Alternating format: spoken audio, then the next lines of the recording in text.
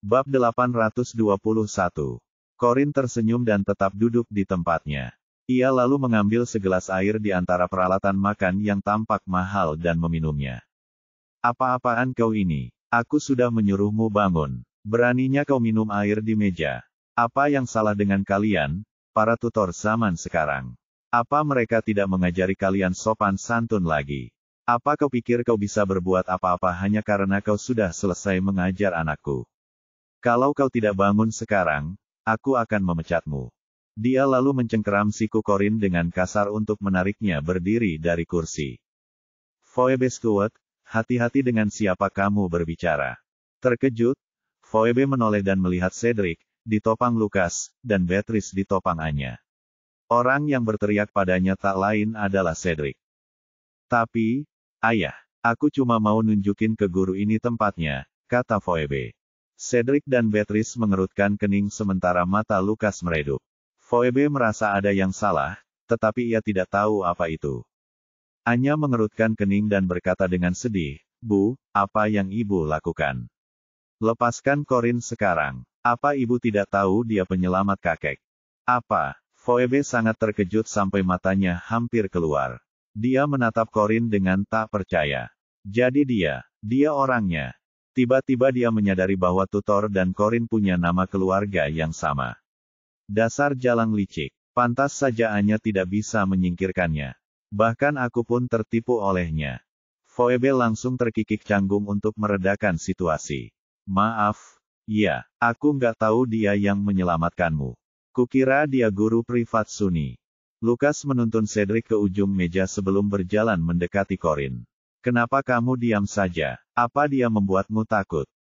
Corin mungkin akan bilang dia baik-baik saja di hari lain, tapi kali ini bukan salah satunya. Lagi pula, dia bukan putri ibunya kalau tidak memberi Phoebe si perusak rumah tangga pelajaran. Maka, ia menundukkan pandangannya dan berpura-pura ketakutan. Tuan Lucas, saya sedang duduk di sini dan minum air ketika wanita ini tiba-tiba mencengkeram siku saya dan berteriak. Dia bahkan sampai mengatakan saya tidak berhak duduk di sini. Sepertinya bukan hanya Phoebe dan Anya yang tahu cara berpura-pura menjadi korban. Corin jarang menggunakan trik ini, tetapi ia pikir sebaiknya ia menggunakannya sekarang agar mereka bisa merasakan akibatnya sendiri. Lucas merasa harus menebus waktu yang hilang bersama Corin, dan melihat Corin disakiti Phoebe membuat hatinya semakin sakit. Ia memelototi Corin dan berkata, Bibi Phoebe, seharusnya kau tidak menakuti tamu kita seperti itu. Minta maaf padanya sekarang. Phoebe tercengang. Apa aku belum cukup bilang, maaf? Dan apa sih yang dia pikirkan, memerintahku seperti ini di depan semua orang? Setelah Anya mengantar Beatrice ke tempat duduknya, ia menghampiri ibunya untuk membantu. Lucas, aku yakin ibu tidak sengaja melakukannya. Apa ibu tidak menjelaskannya? Lagi pula, Corin bukan tipe orang yang pendendam. Lalu, menoleh ke Corin, dia bertanya, Corin, kau tidak akan membuat ibuku minta maaf padamu, kan? Corin melirik Anya dan berpura-pura tidak mendengarnya. Lucas tetap pada pendiriannya. Siapapun orangnya, mereka harus minta maaf kepada Corin karena telah membuatnya takut. Dia tamu penting kita. Wajah Anya menggelap. Kenapa trikku yang biasa nggak berhasil? Dulu dia nggak kayak gini. Bab 822.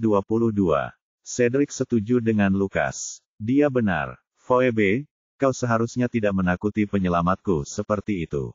Minta maaf padanya sekarang. Sebangga apapun Phoebe dan betapa enggannya ia meminta maaf kepada Corin, ia tak punya pilihan selain melakukannya karena Cedric sudah bicara. Menentang perintahnya hanya akan membuatnya tampak seperti menantu yang buruk. Akan kutunjukkan pada gadis bodoh ini apa adanya diriku. Nanti akan ada waktu untuk memberinya pelajaran, katanya dalam hati.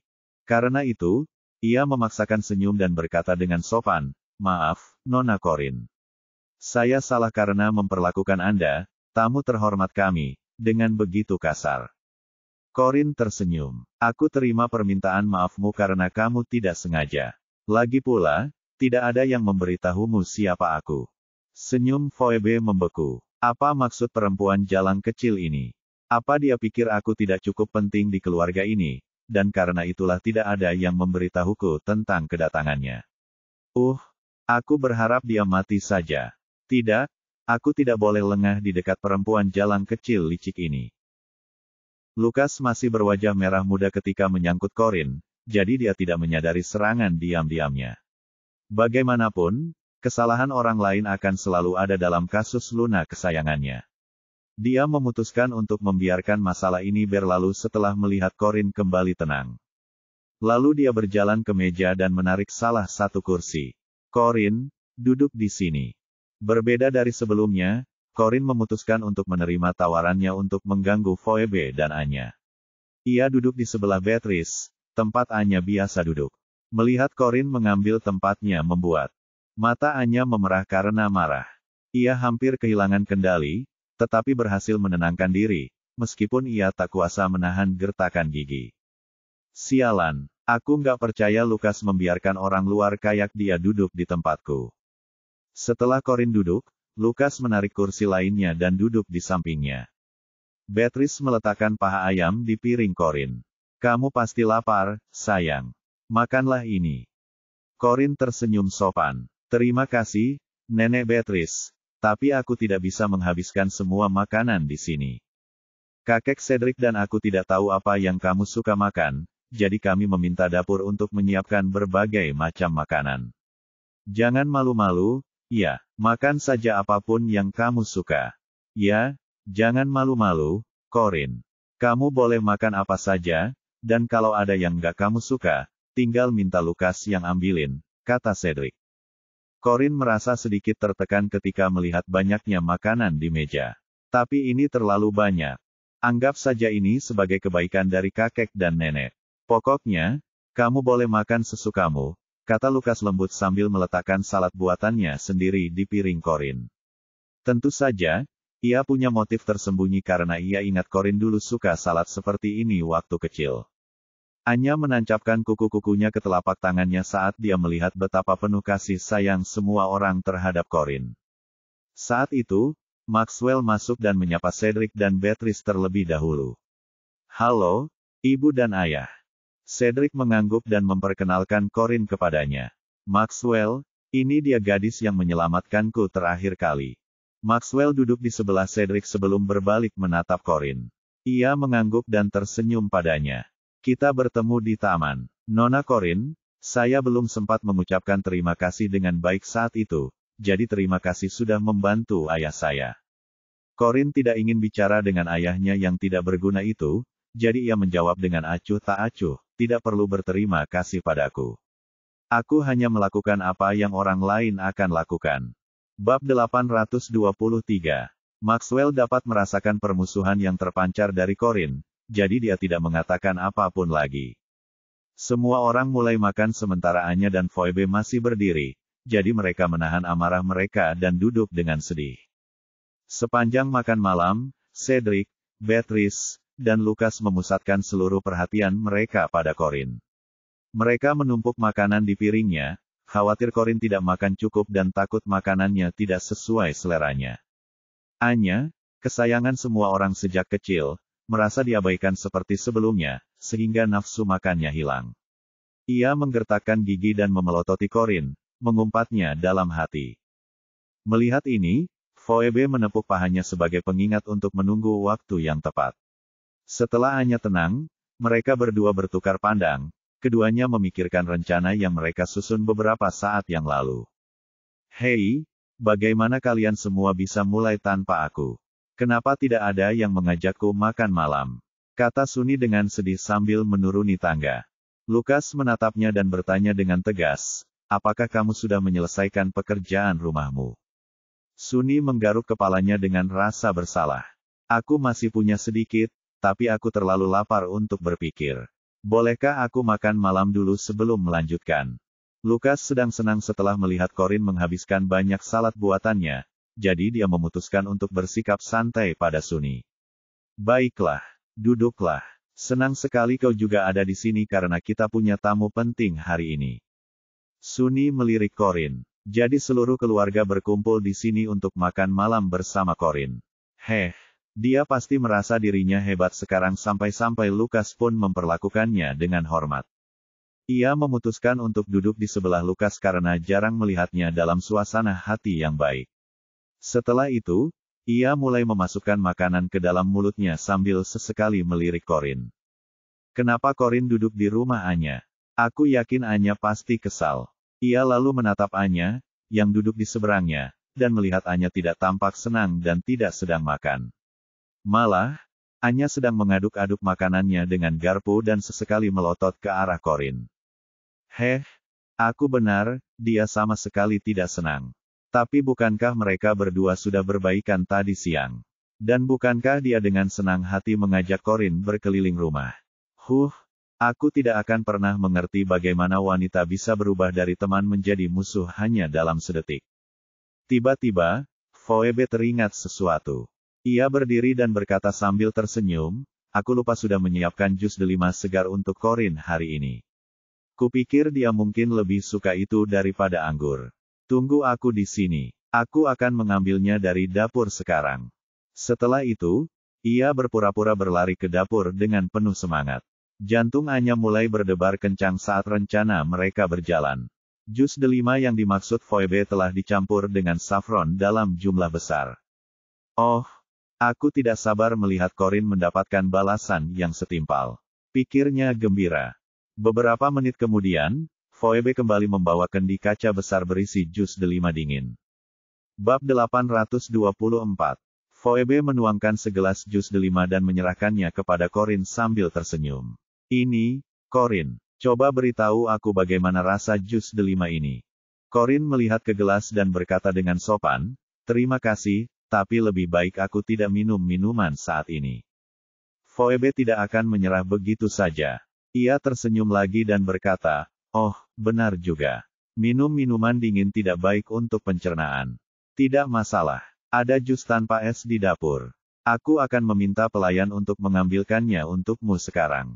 Setelah itu, dia mengangguk ke arah pelayan yang berdiri di dekat mereka sebagai sinyal untuk mengambil jus dari dapur. Saat itu, Sunny mengulurkan tangan dan berkata, Bu, ibu bisa berikan jus itu padaku. Aku lebih suka jusku dingin. Phoebe tertegun. Ia menatap Sunny, yang sama sekali tidak mengerti apa yang sedang terjadi, dengan ekspresi aneh. Ini dia, mengacaukan rencanaku lagi. Jus delima itu dicampur dengan banyak saffron, dan Phoebe khawatir itu akan memengaruhi kesehatan Sunny. Ia tidak ingin mengambil risiko apapun terjadi pada Sunny karena Sunny adalah harapannya untuk tetap tinggal bersama keluarga seumur hidupnya. Sunny, apa kau lupa kita punya tamu penting hari ini? Lagi pula, kau sudah besar sekarang. Kau seharusnya belajar minum anggur seperti ayah dan kakakmu, bukan minuman kekanak-kanakan seperti jus ini. Sunny juga ingin minum anggur, tapi tidak berani. Ia melirik Lukas sekilas. Ia bahkan tak perlu bertanya untuk mengetahui jawaban atas pertanyaannya yang tak terucap. Bu, Lukas tidak mengizinkanku minum karena aku masih harus mengerjakan PR nanti, jadi sekalian saja ibu beri aku jus itu. Phoebe tahu Sunny tidak akan berani minum tanpa izin Lukas, jadi dia menghampiri dan memberikan jus itu kepada Sunny dengan pasrah. Kamu juga harus mengurangi minuman dingin. Kamu tidak mau aku sakit perut, kan? Dan makan lebih banyak sayuran juga. Ya, aku tahu, kata Sunny kesal. Melihat ini, Corin dapat menduga Phoebe sedang merencanakan sesuatu yang jahat. Tak lama kemudian, pelayan itu mengeluarkan setengah kendi berisi jus delima hangat, dan Phoebe menuangkan segelas baru untuk Corin. Ini dia, Corin, yang ini tanpa es, jadi kamu nggak perlu khawatir kena gangguan pencernaan. Bagaimana kalau kamu coba? Corin menyipitkan mata untuk melihat jus delima berwarna merah terang yang menyeramkan di tangan Phoebe. Warnanya terlalu gelap untuk hanya berisi buahnya. Phoebe mulai sedikit panik ketika Corin tidak bergerak sedikit pun untuk mengambil jus dari tangannya. Setelah memikirkannya, ia berkata, ada apa, Corin? Kau tidak mau mencoba jus ini setelah semua kesulitan yang kulakukan untuk membuatnya. Corin berdiri dan menerima jus itu dengan kedua tangannya. Tentu saja tidak. Terima kasih, Nona Phoebe. Phoebe mendesah lega dalam hati begitu Corin mengambil gelasnya, dan sorot puas terpancar di matanya. Oh, tak perlu berterima kasih. Malahan, aku masih merasa bersalah atas perlakuanku padamu saat aku tak tahu kau tamu kita. Kuharap kau bisa menganggap jus ini sebagai penebusan atas kelakuanku yang kasar. Corin hendak minum jus delima, tetapi saat mendengar kata, Atone, ia tiba-tiba berhenti dan menjauhkan gelas dari bibirnya. Oh, kalau begitu aku tidak berani minum ini. Tidakkah menurutmu, Ating, terlalu berat? Phoebe mulai panik lagi. Dia hampir saja membuat Corin minum jus itu. Namun, ia tetap tenang di permukaan. Oh, omong kosong, Corin. Kukira kau tidak mau memaafkanku kalau tidak meminumnya. Bab 825. Corin menggelengkan kepalanya. Tentu saja aku akan memaafkanmu, Nona Phoebe.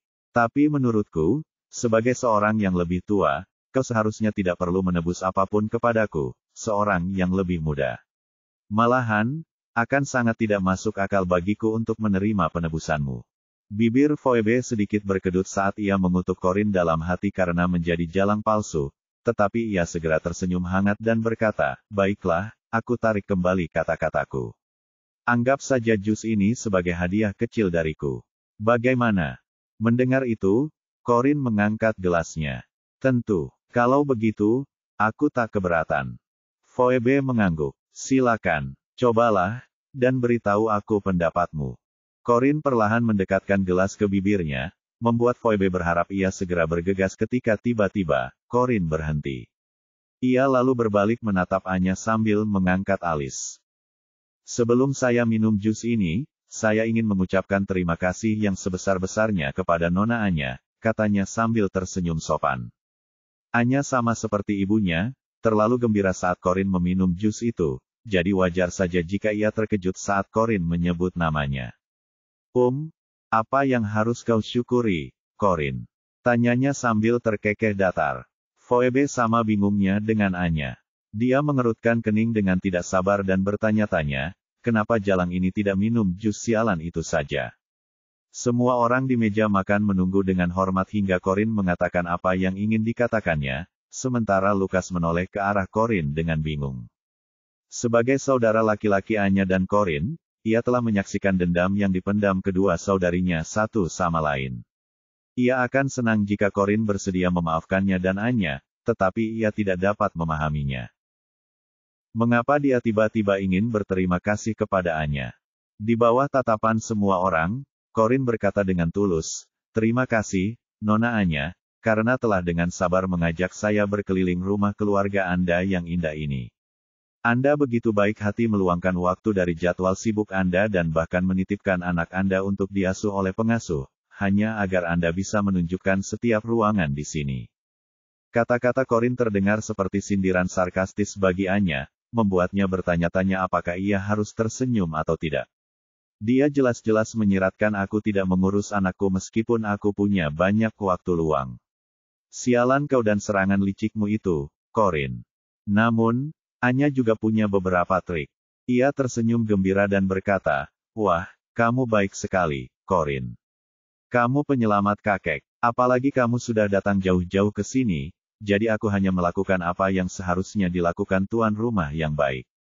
Corin mengangguk, tersenyum, dan mengangkat gelasnya. Nona Anya, saya angkat gelas ini untuk Anda. Terima kasih atas keramahannya. Karena Anya tak mau kalah darinya. Ia berdiri, mengambil gelas anggurnya, dan mengangkatnya ke arah Corin juga. Tidak, seharusnya aku yang mengangkat gelasku untukmu. Terima kasih telah menyelamatkan nyawa kakekku. Dia kemudian menghabiskan seluruh isi gelasnya sebagai tanda ketulusannya, dan juga agar Corin segera minum jus delima juga. Bab 826. Tunggu. Corin menghentikan Anya. Anya menjauhkan gelas anggur dari bibirnya dan menatapnya dengan bingung. Ada apa, Corin?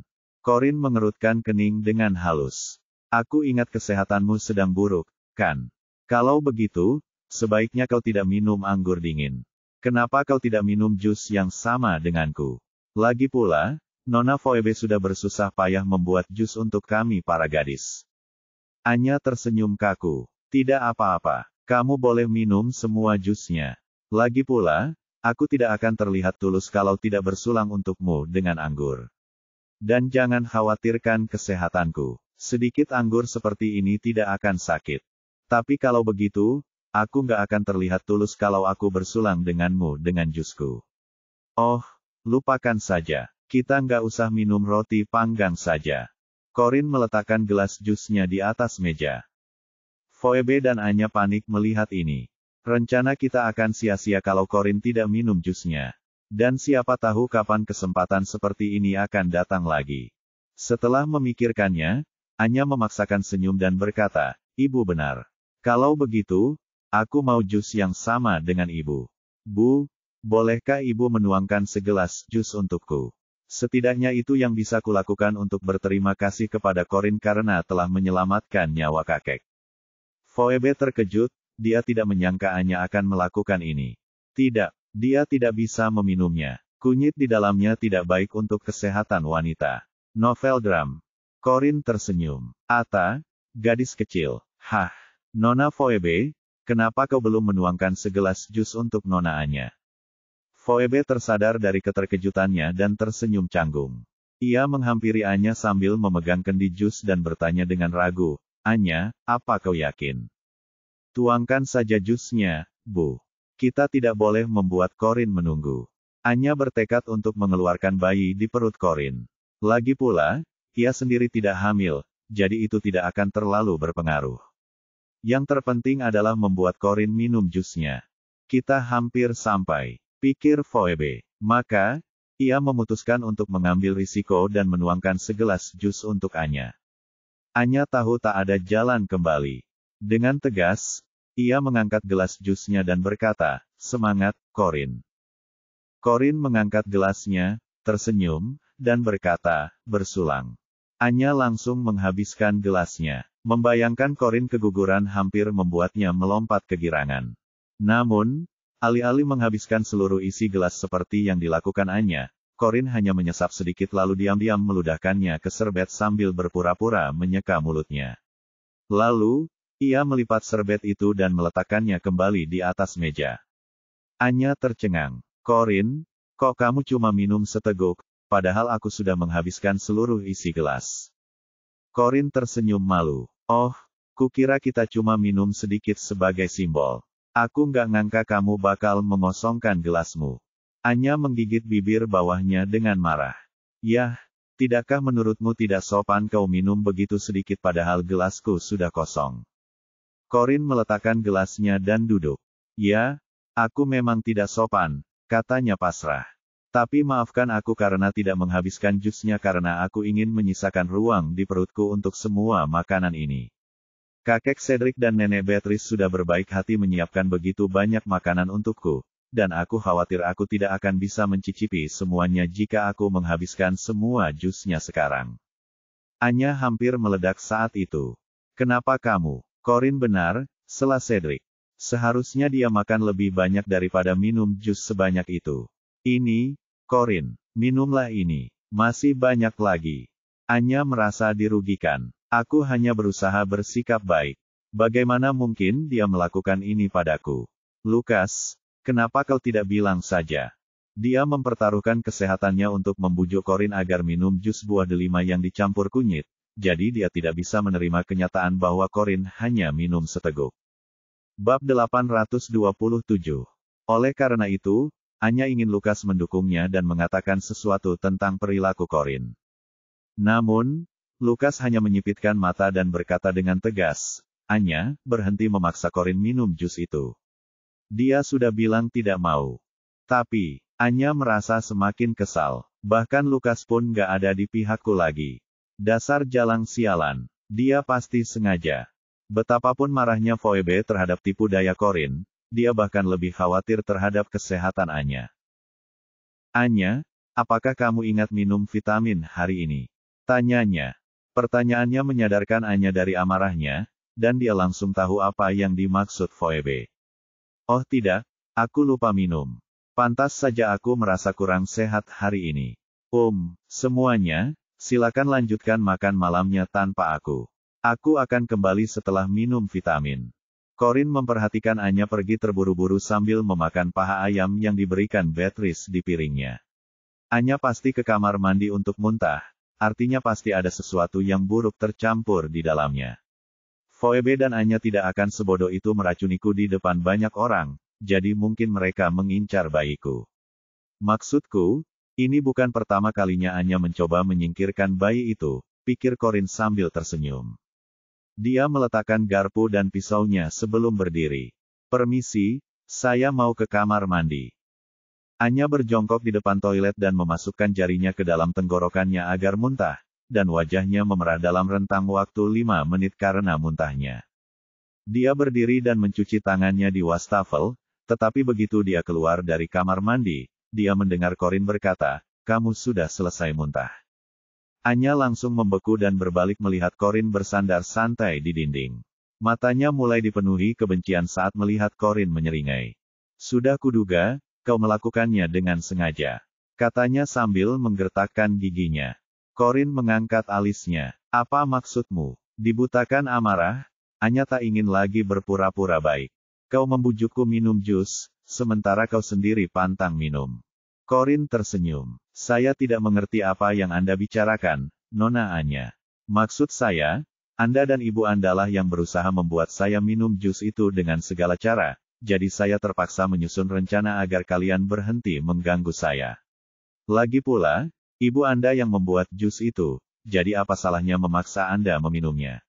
Atau haruskah saya bertanya, apakah dia menambahkan sesuatu yang tidak seharusnya? Kenapa kamu merasa bersalah?" Anya tidak bisa menjawab. Bab 828. Anya cepat-cepat menenangkan diri dan berpura-pura tidak tahu lagi. "Apa yang kau bicarakan? Tidak apa-apa kalau kau tidak mau minum jus buatan ibuku, tapi apa kau harus memfitnahnya seperti itu? Kau benar-benar..." Corin menegakkan tubuhnya dan terkekeh pelan. "Lalu kenapa kamu lari ke kamar mandi untuk muntah setelah minum jus yang dibuat ibumu dengan baik hati itu?" "Aku tidak muntah. Aku ke toilet seperti orang normal." Corin tahu Anya tidak akan mengakuinya. "Benarkah? Haruskah aku meminta kakek nenekmu untuk mengirim jus delima ke lab untuk melihat apakah ada bahan lain yang ditambahkan?" Anya mulai panik. "Cukup omong kosongnya, Corin. Biar ku katakan sesuatu. Ini rumahku, dan tak seorang pun di keluargaku akan pernah mempercayai kata-katamu daripada kata-kataku." "Baiklah, bagaimana kalau kita coba saja?" usul Corin sambil tersenyum. Anya tahu ia salah, jadi ia tak berani memprovokasi Corin lebih jauh. Sambil menggertakkan gigi, ia mencoba mengalihkan topik. "Apa maumu, Corin? Belum cukupkah kau merebut Jeremy dariku? Kau juga mencoba mendekati keluargaku sekarang." Corin berjalan santai ke arahnya. "Pertama-tama, Jeremy tidak pernah menjadi milikmu, jadi aku tidak mencurinya darimu. Kedua, aku datang hanya karena keluargamu memaksaku untuk mengunjungi mereka, jadi bukan aku yang mencoba mendekati mereka, kau tidak datang." Mata Anya membelalak marah. "Jeremy milikku. Dia pasti sudah menikah denganku kalau aku ada di dalam film itu." Corin keru, "Kau cuma perusak rumah tangga." Corin mendengus. "Mana mungkin aku melakukan hal seperti itu? Lagi pula, ibumu memang perusak rumah tangga sejati mengingat dia sekarang istri ayahmu. Menurutmu begitu? Apa yang sebenarnya kau bicarakan?" Anya menatap Corin dengan cemas, bertanya-tanya bagaimana Corin bisa tahu tentang apa yang dilakukan Phoebe di masa lalu. Pada saat itu, mereka mendengar para pelayan berbisik di luar, "Tuan Jeremy ada di sini." Kedua gadis itu melihat keluar jendela dan melihat sebuah mobil sport memasuki kompleks rumah besar itu. Setelah mobil itu terparkir, seorang pria jangkung dan tampan keluar dan melangkah menuju rumah besar itu. Meninggalkan Corin, Anya berlari keluar untuk menyambut pria itu sementara Corin berjalan santai kembali ke ruang makan.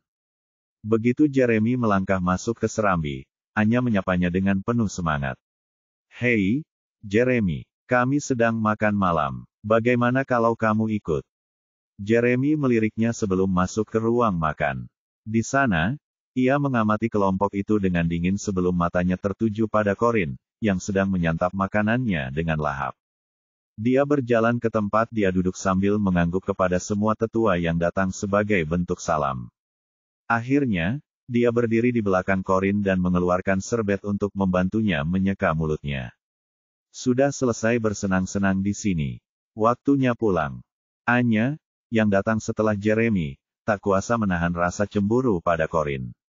Seharusnya aku yang dicintai Jeremy, bukan si udik di sana itu.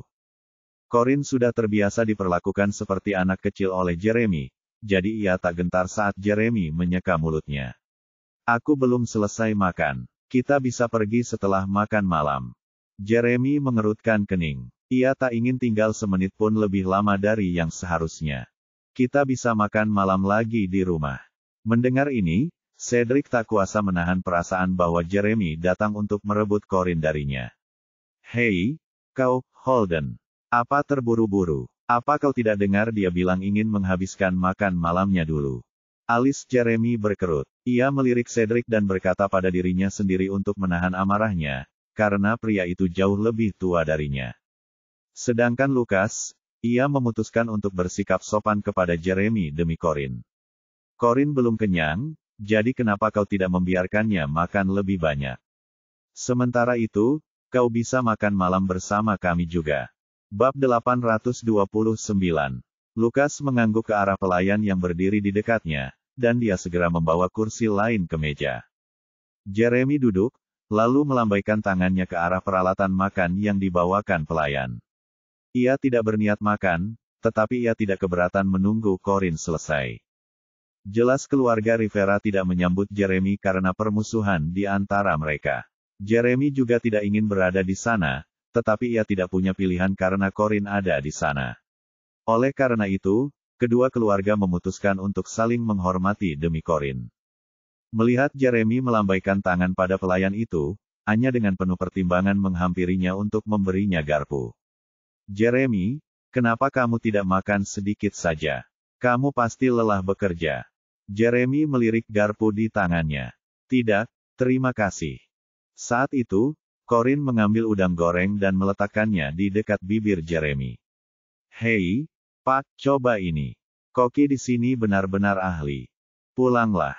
Tatapan Jeremy melembut. Ia membuka mulut dan memakan udang gorengnya sebelum menepuk-nepuk kepala wanita itu dengan penuh kasih sayang. Terima kasih, tapi kau tak perlu melakukan itu. Fokus saja pada dirimu sendiri, dan kita akan pulang setelah kau selesai makan. Baiklah, jawab Corin sambil mengangguk. Anya, yang masih menyodorkan garpu kepada Jeremy, menegang sementara raut wajahnya semakin muram. Semua orang bisa tahu siapa yang sebenarnya dicintai Jeremy. Dulu, keluarga Rivera sepenuhnya menentang Anya menikahi Jeremy, bukan hanya karena permusuhan antara kedua keluarga, tetapi juga karena mereka menganggap Jeremy bukan pria yang baik. Lagi pula, mereka belum pernah melihat sisi hangat dan penyayangnya. Bagi mereka, menikahi Jeremy sama saja dengan menjadi janda. Namun, setelah melihat bagaimana Jeremy memperlakukan Corin, mereka menyadari bahwa Jeremy bukanlah pria yang dingin dan tak berperasaan. Melainkan karena ia belum bertemu orang yang tepat. Lucas mengerutkan kening ketika melihat Anya berdiri mematung. Ia tak pernah menganggap Anya manja dan menjijikkan sampai saat itu. Ya ampun, betapa tidak pekannya dia. Anya, kenapa kamu masih berdiri di sana? Kembali ke tempat dudukmu sekarang. Anya dengan berat hati kembali ke tempat duduknya, sementara dia menggenggam garpu di tangannya begitu erat hingga hampir patah menjadi dua. Phoebe terkejut melihat Jeremy, yang ia idam-idamkan untuk menjadi menantunya, memperlakukan Corin bak ratu.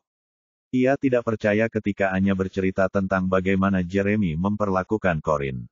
Phoebe mengira Anya bicara berlebihan karena cemburu, tetapi ia melihatnya sendiri saat itu juga. Sialan, jalang itu pasti telah menyihir Jeremy sehingga dia melilitkannya di jarinya seperti itu. Lucas, bolehkah aku libur mengerjakan PR malam ini? Aku janji akan mengerjakannya besok, pinta Suni. Lucas melanjutkan makannya dengan santai sambil berkata tegas, tidak. Selesaikan apa yang sudah kau mulai hari ini. Suni meletakkan garpunya dengan pasrah dan bangkit dengan lesu untuk kembali ke kamarnya. Namun, Ia bahkan belum beranjak dari kursinya ketika tiba-tiba ia jatuh ke tanah dan kursinya pun terguling. Suaranya begitu keras hingga membuat semua orang khawatir. Sunny, ada apa? Bab 830. Lukas langsung turun ke lantai untuk menopang tubuh Sunny. Sunny, ada apa? Wajah Sunny memucat karena keringat dingin membasahi dahinya. Sambil mengerutkan kening kesakitan, ia bergumam, Lukas. Sakit. Di mana? Perutku, sakit. Maxwell dan Phoebe berlari untuk memeriksa Sunny juga. Cedric yang paling tenang di antara mereka semua. Ada apa? Apa itu radang usus buntu? Cepat panggil dokter keluarga sekarang. Phoebe diliputi kepanikan. Ia berlutut dan mengguncang Sunny yang setengah pingsan sambil berteriak, Sunny. Sunny, ada apa? Jangan menakut-nakuti aku seperti ini. Corin tak tahan lagi. Ia mendorong Phoebe dan berjongkok dengan tenang untuk memeriksa denyut nadi Sunny. Semenit kemudian, matanya meredup. Saya khawatir kondisi Tuan Sunny terlalu serius untuk disembuhkan oleh dokter keluarga. Tuan, panggil ambulans sekarang. Jeremy tidak perlu Corin memberitahunya 2 kali karena dia telah mengeluarkan ponselnya untuk menghubungi hotline darurat. Sunny, kamu baik-baik saja. Apa yang terjadi? Kamu baik-baik saja tadi, kata Cedric cemas. Cerah, Beatrice mulai merasa dirinya tercekik karena panik. Jangan khawatir, kakek Cedric, nenek Beatrice. Ambulans akan segera datang, dan Tuan Sunny akan baik-baik saja.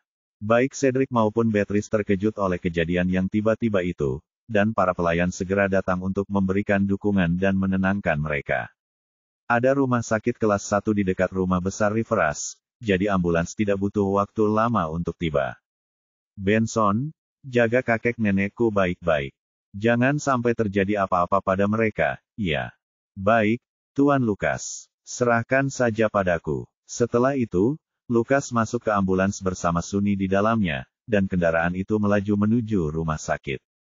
Ambulans tidak dapat memuat semua orang, jadi Maxwell memanggil sopirnya untuk mengantar dia, Phoebe, dan Anya ke rumah sakit.